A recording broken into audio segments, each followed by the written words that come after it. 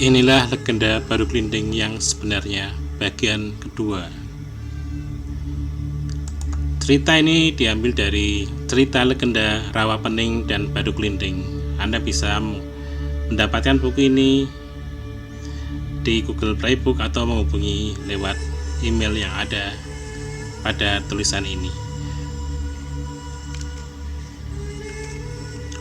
Pada cerita terdahulu diceritakan ketika itu Baru Glinding sedang capek dan juga jengkel karena dicaci maki dan dilempari batu oleh orang-orang yang tidak sengaja dilewatinya. Karena rasa capek dan amarah yang terpendam, Baru Glinding kemudian memanjat sebuah batu dengan batuan cakarnya, di mana sampai di atas Baru Glinding kemudian beristirahat. Batu yang digunakan Baru Glinding untuk duduk-duduk bernama Watu Sisik yang berada di Kecamatan Bandungan, Kabupaten Semarang. Setelah usai penatnya, Baru Glinding kemudian melanjutkan perjalanan menyusuri sungai, kemudian beristirahat sejenak pada sebuah batu yang bernama Batu Gombak.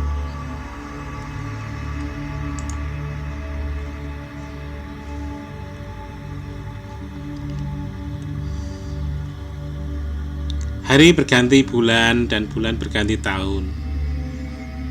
Upaya Baru Glinding dalam mencari bapaknya belum berhasil. Bahkan sekarang Baru Glinding seperti kehabisan semangat dan harapan. Tiba-tiba dari kejauhan terdengar sayup-sayup suara wanita menyanyikan tembang kesukaan Baru Glinding waktu kecil. Tidak salah lagi, itu pastilah suara dari ibunya Baru Glinding, yaitu Nek Endang Ariwulan. Baru Glinding segera menuju ke arah suara tersebut berasal.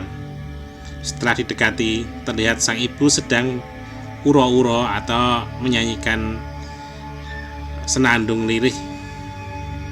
Setelah didekati, ibunya berkata, "Putraku Ngger yang aku sayangi, janganlah bersedih. Biyung baru saja mendapat kabar kalau bapakmu saat ini berada di desa Sepakung. Susulah ke sana. Biyung akan bermukim di dekat sendang ini," kata Nek Endang menjelaskan kepada anaknya tersebut.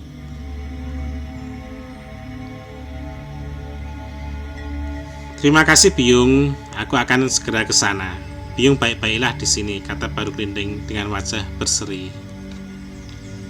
Setelah mendapat petunjuk dari ibunya tersebut, penat Baru Glinding hilang seketika dan semangat yang tadi mulai pudar segera pulih. Dengan semangat yang menyala-nyala terpancar pada wajahnya yang berseri-seri, Baru Glinding segera menuju ke desa Sepakung seperti yang dikatakan ibunya.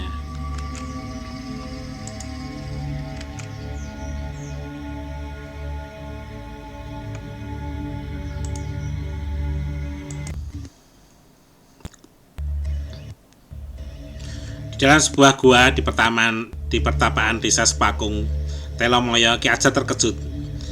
Ada seekor naga yang mendatangi tempatnya bertapa, kemudian manggut-manggut dan memberi hormat. Ki Ajat tahu bahwa naga tersebut tidak bermaksud jahat, namun memiliki niat yang baik. "Salam Tabi, Kaliman Tabi, apakah ini benar desa Sepakung? Dan apakah saya berhadapan dengan Ki Ajar Salukantoro?" tanya Baru Glinding. Ki Ajar heran. Ternyata naga tersebut bisa berbicara dengan baik selayaknya manusia biasa. "Iya benar Kisana, aku yang bernama Ki Ajar Salukantoro. jawab Ki Ajar masih terheran-heran. Senang hati Baru Klinding, ternyata sudah lama dicari-cari, akhirnya bertemu di sini. Oh, Ki Ajar Salokontoro, putra Anda mengaturkan sembah pangabekti Bopo, kata Baru Klinding yang kemudian menjelaskan bahwa dia adalah putra kandung Ki Ajar Salokantoro yang lahir dari rahim Ni Endang Ariwulan. Baru Klinding menceritakan kehidupannya bersama ibunya selama di Padepokan, juga usahanya menyusul bapaknya yang sudah memakan waktu yang lama dan berbagai halangan dan cobaan yang sudah dilalui selama ini. Tak lupa, Baru Klinding memberikan genta pemberian dari ibunya sebagai bukti bahwa dia adalah anak dari Ki Ajar Salokantoro.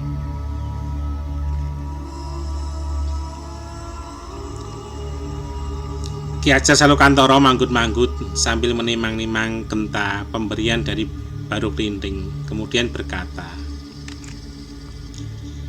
"Ngene yo, Ngger, senadyanto sira wis nggawa bukti genta kang biyen ati tak wenehake marang Nek Endang, nanging mangertiya menawa iku durung bisa dadi sarana anggonmu bisa tak akoni minangka putraku. Amarga ing donya iki ora ana barang gampang, ananging kudu ana lelabuhan lan kudu ana pitukone.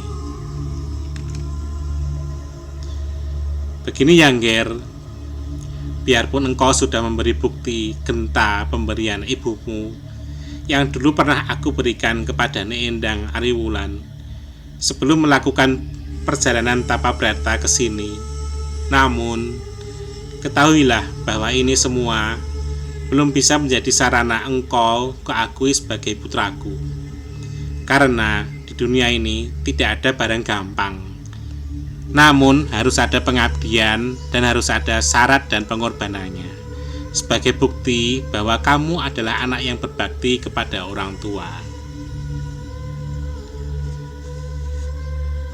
"Apa syarat tersebut, Bopo?" tanya Baru Klinding penasaran. "Supaya bisa aku akui menjadi putraku, engkau harus bertapa di Gunung Kendil secara tepung gelang. Artinya engkau harus bisa melingkari Gunung Kendil dengan kepala dan ekormu yang bertemu." Baru Klinding menjawab, "Saya sanggup menjalankan syarat yang diminta oleh Bopo. Kalau hal itu bisa menjadi sarana agar diakui dan memiliki bakti sebagai anak dari Ki Ajar Salokantoro, mohon doa restunya, Bopo."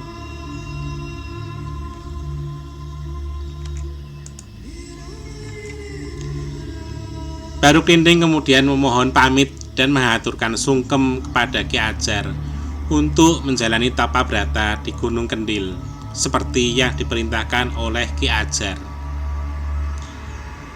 Baru Klinding memulai perjalanan ke Gunung Kendil di daerah Temanggung untuk menjalani tapabrata. Tanpa diketahui oleh Baru Klinding, Ki Ajar membuntuti perjalanannya dari kejauhan. Baru Klinding kemudian melingkari puncak Gunung Kendil untuk memulai tapabratanya. Namun, ternyata kepala dan ekornya tidak bisa menyambung, jaraknya kurang sejengkal. Untuk mengakalinya, maka Baru Klinding menggunakan lidahnya agar bisa menyatukan antara kepala dan ekornya. Namun, tanpa disangka-sangka, muncullah Ki Ajar dari tempat persembunyiannya dan langsung memotong lidah Baru Klinding yang menjulur keluar.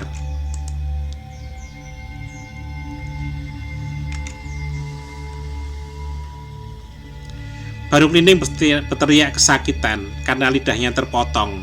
Muncul kemurkaannya, namun segera dijelaskan oleh Ki Ajar Salokantoro. "Mangerti ya, Ngger, menawa anggonmu laku tarak broto kanthi mlungkeri Gunung Kendil nganti tepung gelang, kuwi kudu gathuk mustaka lawan pedhit. Menawa kurang sekilan, ora bisa ditutupi sarana ilat.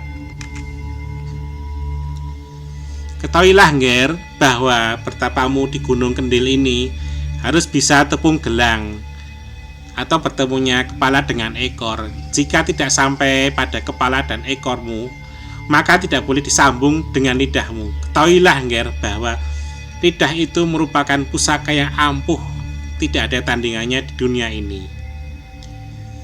Ilat jembare mung sawelat. Kalau sedang berbaik hati bisa memikat, namun kalau sedang kurang berkenan bisa menggetarkan dunia ini. Mendengar penjelasan dari bapaknya tersebut, Baru Klinting menjadi padam kemurkaannya dan hanya bisa pasrah kepada kehendak Ki Ajar.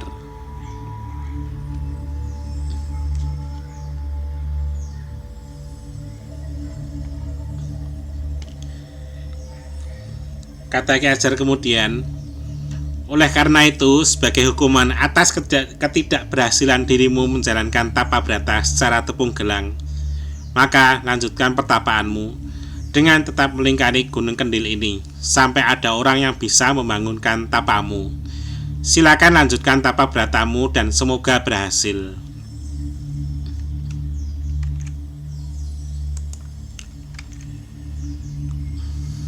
Baru Klinting kemudian melanjutkan tapa bratanya dengan tetap melingkari Gunung Kendil, sedangkan lidahnya menurut dongeng dijadikan mata tombak yang bernama Kyai Upas atau Kyai Baru Klinting.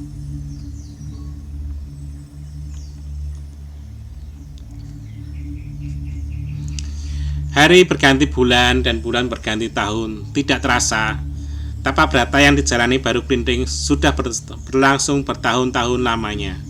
Seluruh badan Baru Klinting yang dulunya berwujud ular naga besar sudah hilang. Tubuhnya sudah tertutupi dengan lumut di sekitarnya. Di sekitarnya tumbuh semak belukar dan pepohonan.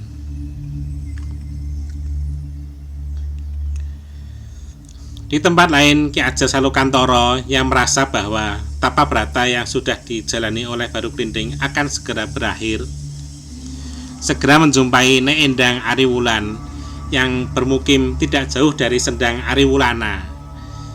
Ki Ajar memberitahu Ki Endang supaya menjemput putranya yang akan segera selesai melakukan tapa brata di Dusun Patok. Selain itu, Nyai Endang juga diminta untuk melakukan topong rame sepanjang perjalanan ke sana. Artinya, Nyai Endang dalam perjalanan ke dusun itu, dia diminta untuk menolong sesama hidup yang membutuhkan bantuan tanpa meminta imbalan apapun. Dusun Patok itu dusun yang subur dan sejahtera, namun sayangnya para warganya tidak mau bersyukur kepada Tuhan.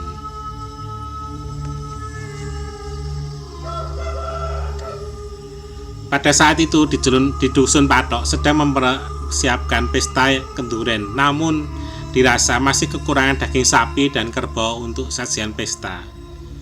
Oleh karena itu, para pemudanya diminta untuk pergi berburu, mencari tambahan kekurangan daging untuk pesta tersebut. Setelah memasuki hutan, mereka mencoba mencari hewan buruan. Namun, hari itu tidak seperti biasanya. Hutan terlihat sepi dan tidak terlihat kijang ataupun babi hutan yang melintas.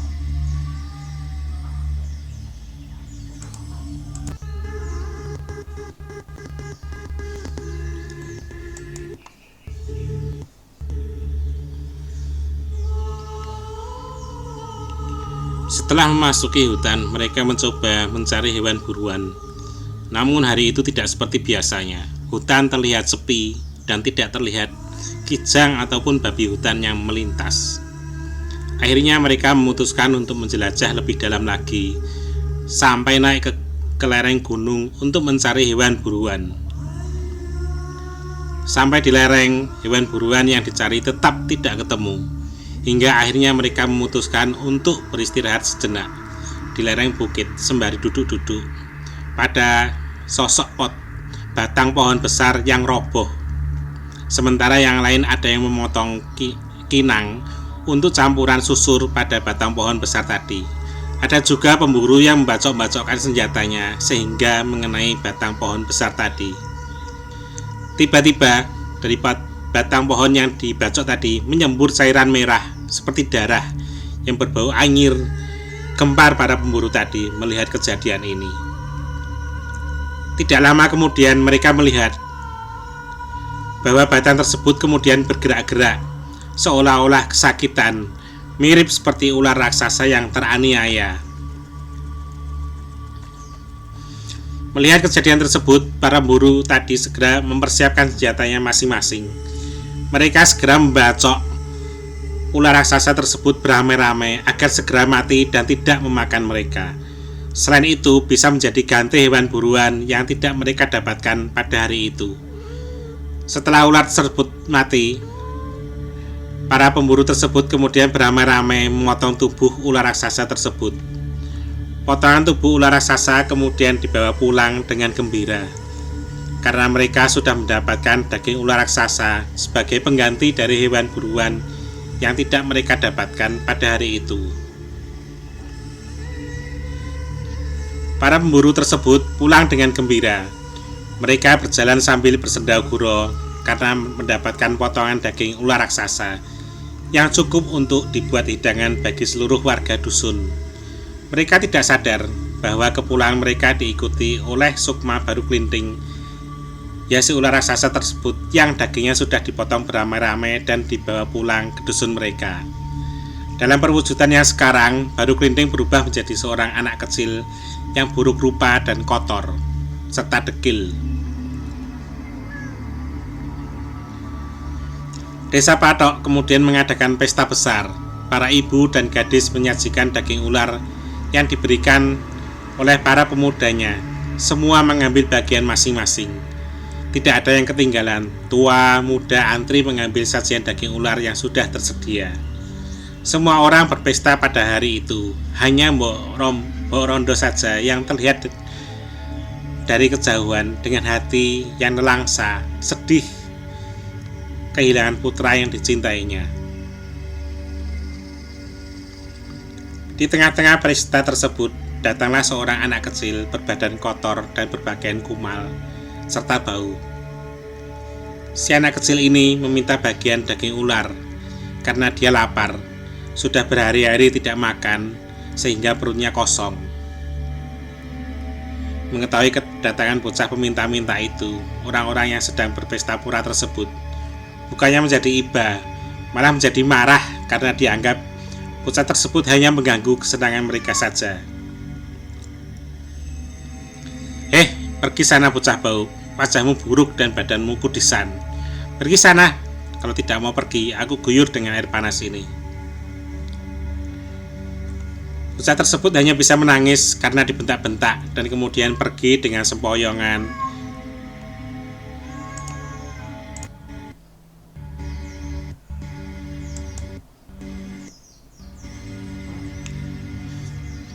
Karena sudah berhari-hari tidak makan, dengan hati yang masgul, sedih, dan marah yang bercampur menjadi satu, bocah tersebut kemudian pergi tanpa tujuan. Tidak terasa, perjalanan tersebut sampai di pinggir desa, di suatu tempat yang jauh dari keramaian, di mana terdapat sebuah rumah gubuk reot. Gubuk tersebut dihuni oleh wanita tua yang sudah menjanda. Kula nuwun, Mbak, kalau boleh saya minta makan karena sudah berhari-hari tidak makan, dan minta air minumnya juga kalau boleh. Seharian saya belum minum, kata bocah tersebut menahan isak tangis.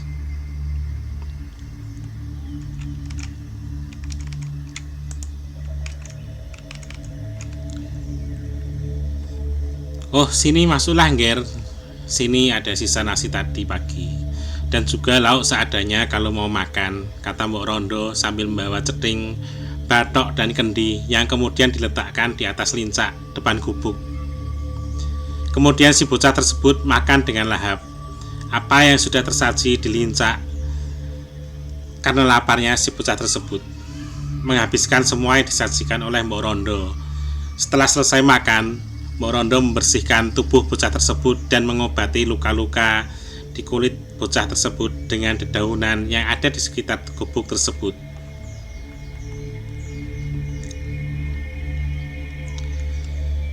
Selesai makan dan diobati oleh Mbok Rondo, si bocah yang mengaku bernama Joko Bandung tersebut memohon diri untuk melanjutkan perjalanan.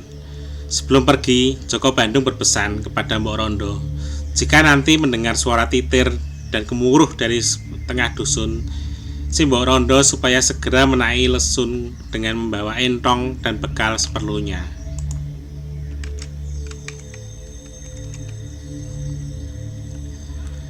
Dalam hati Mbok Rondo tidak mengerti dan bingung dengan isi dari perkataan Joko Bandung. Namun Mbok Rondo tetap menghormati dan mengingat pesan tersebut.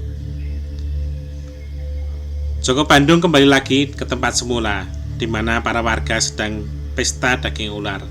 Sesampainya di sana, dia meminta makan lagi. Namun seperti kejadian sebelumnya, Joko Bandung dibentak-bentak dan diusir. Bahkan akan dianiaya oleh para pemuda yang merasa jengkel dengan kedatangannya. Joko Bandung yang pada dasarnya ingin menghukum warga desa tersebut kemudian mencipta sebatang lidi atau sodo lanang. Selanjutnya mengeluarkan lidinya tersebut dan menancapkannya ke tanah. Dia berteriak dengan lantang dan menantang semua warga desa yang sedang menyantap daging ular tersebut. Siapa di antara kalian yang bisa mencabut batang lidi ini? Akan aku sembah 7 kali, kata Joko Bandung sambil menantang. Para warga desa yang sedang berpesta pora tertawa terbahak-bahak. Mereka beranggapan si Joko Bandung sedang melawak di hadapan mereka. Namun mereka tertarik juga untuk mencobanya. Satu demi satu para warga tersebut mencoba mencabut lidi yang ditancapkan ke dalam tanah. Tapi tidak ada satupun yang bisa mencabutnya. Bahkan ada yang terjungkal karena mencabut lidi tersebut terlalu kuat namun meleset. Tantangan ini pun kemudian tersebar luas kepada para penduduk di desa tersebut, sehingga banyak yang mencobanya, namun tidak ada satupun yang berhasil mencabutnya.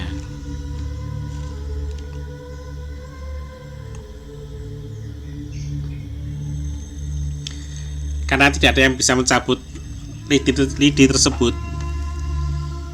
ataupun mencoba atau untuk mencabut lagi, maka Joko Bandung pun mencabut lidi tersebut pelan-pelan.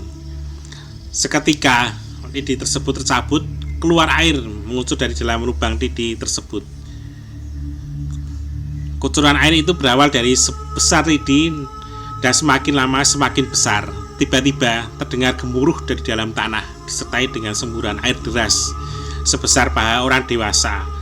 Dan air itu keluar dengan sangat deras sehingga mengenangi desa tersebut. Warga desa yang melihat kejadian tersebut segera berlarian kalang kabut. Ada yang menyembunyikan titir dan lain sebagainya, berupaya untuk menyelamatkan diri dan keluarganya. Semburan air tersebut menjadi semakin deras, bahkan menjadi air bah yang menerjang seluruh desa dengan cepat, sehingga desa tersebut kemudian tenggelam di telan air bah.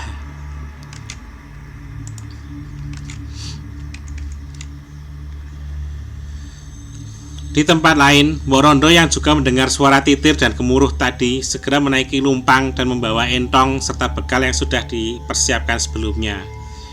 Sesuai dengan pesan si Joko Bandung, setelah datangnya air bah yang menenggelamkan desa tersebut, langsung dinaiki oleh Mbok Rondo ikut terapung ke atas. Mbok Rondo berjuang sekuat tenaga agar tidak terseret masuk ke dalam pusaran air yang tercipta oleh air bah yang semakin besar. Dengan bersusah payah, Mbok Rondo kemudian berusaha mencapai daratan. Namun karena menggunakan entong dan tenaga yang sudah tidak sekuat dulu lagi, tiada daya yang bisa digunakan untuk keluar dari arus pusaran yang kuat.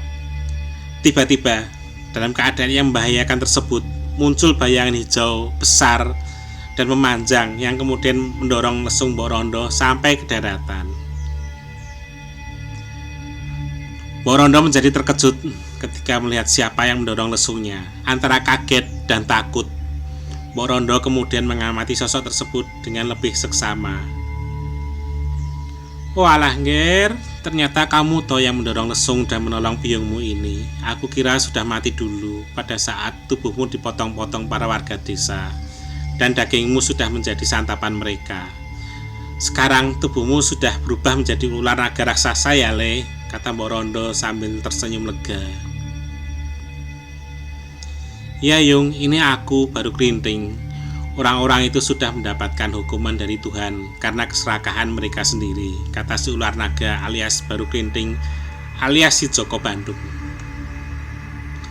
Sesampainya di pinggir telaga, Baru Klinting kemudian berpamitan kepada ibunya yang Mbok Rondo dan juga meminta restunya, karena mulai hari itu Baru Klinting mendapat tugas dari Tuhan untuk menjaga telaga baru tersebut.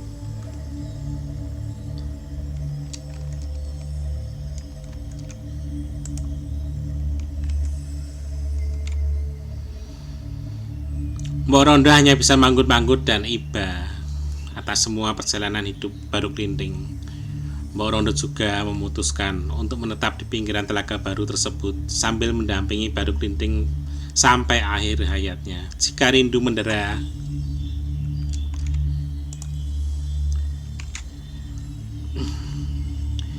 Mbok Rondo kemudian duduk-duduk di pinggiran telaga pada saat senja sambil uro-uro mengumandangkan tetembangan yang biasa dinyanyikan tatkala Baru Klinting masih kecil.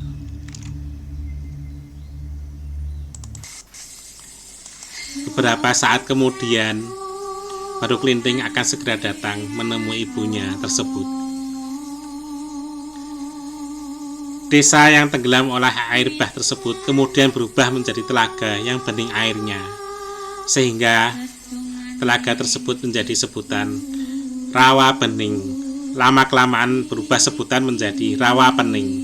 Sedangkan cipratan tanah lempung yang terlempar ketika lidi disabut kemudian dilemparkan ke utara dan berubah menjadi Gunung Anaan atau bukit yang bernama Gunung Kendali Sade.